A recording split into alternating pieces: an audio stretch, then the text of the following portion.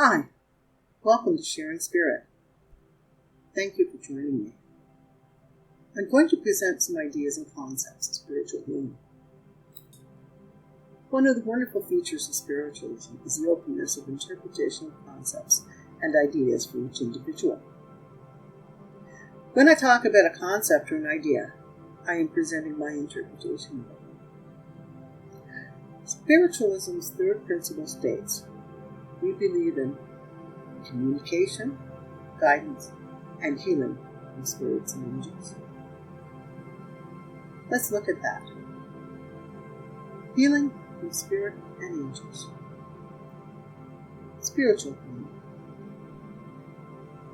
Spiritual healing is considered a complementary treatment to medicine.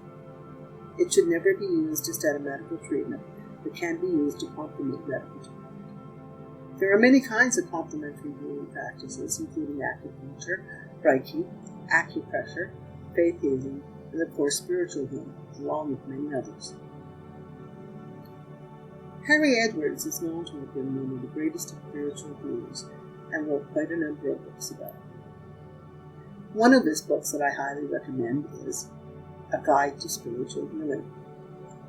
It is an easily readable, short book that can be purchased inexpensively on Kindle. A quote from Harry Edwards says, "Healing is perhaps the greatest gift that can be desired. It is certainly the most spiritual."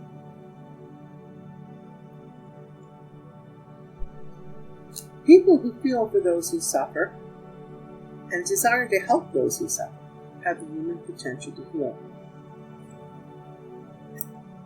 Harry Edwards also says spiritual healing is not an exclusive privilege to any particular religion or race. It belongs to the whole human race. I personally believe that many creatures can heal. Many believe in the healing power of dolphins and whales, and many believe in the channeling and amplification abilities of crystals when it comes to healing. There is not a different set of rules for each group that does healing. What is necessary is a knowledge of how best to invoke the laws of healing and bring them to good use. Among those who practice spiritual healing, there are two main schools of thought. The first is that it is a dispensation from the divine source, a blessing. Healing through faith. This involves prayers and praying on behalf of the sufferer and requests for mercy. The second school of thought, the spiritual school of thought, is that all things come from God, from Spirit, and therefore healing is a divine act, and spiritual healers are agents that channel divine healing. Spirit healing is not new. It has been around for millennia. Healing forces emanate from Spirit. Spiritual healers are the vessels through which the divine healing will be directed to the sufferer. Spiritual healers are mediums between the divine and the sufferer. We do not need to see the divine to know the divine is there.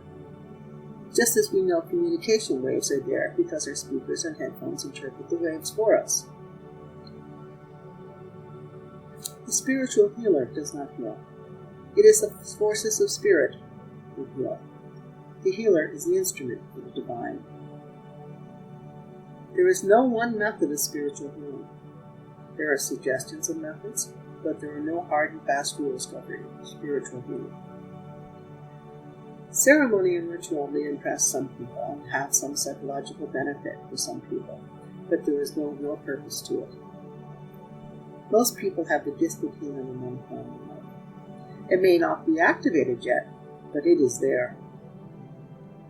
The power of the healing forces must never be limited by our minds. The healer must have complete confidence in the ability of the divine spirit to heal.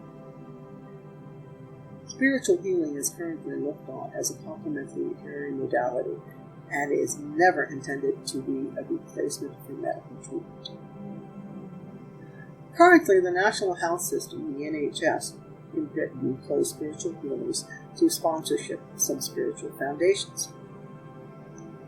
Science is disclosing a lot of previously unknown, unexpected forces at play. Metaphysical forces are being explained by science. The atom is not a physical particle, but energy, The human body is made up of atoms, and therefore it is energy. Energy can be influenced by energy. Therefore, energy can balance or correct energy. In saying that, imagine the realm of possibilities that exist. We do not perform spiritual healing ourselves. We allow ourselves to be the vessel, the conduit, or the lightning rod of flow to channel the healing from spirit and angels. There are a few who are natural healers. However, many of us, most of us, must practice how to become vessels to channel the healing. A willingness to serve and the ability to give ourselves over to the healing energy flow of spirit are the two main ingredients required of a spiritual healer. To channel, to conduct spiritual healing, we must be open and accepting. Relaxation and meditation allow us to reach a state where we can more easily channel spiritual healing. Meditation and relaxation also allow us to accept spiritual healing for ourselves. I believe spirit and angels can heal. Join me in my guided meditation called Opening to Spiritual Healing, and let's help ourselves clear our spiritual path and open ourselves to spiritual healing. Thank you for joining me at Sharing Spirit. Love and light. Namaste.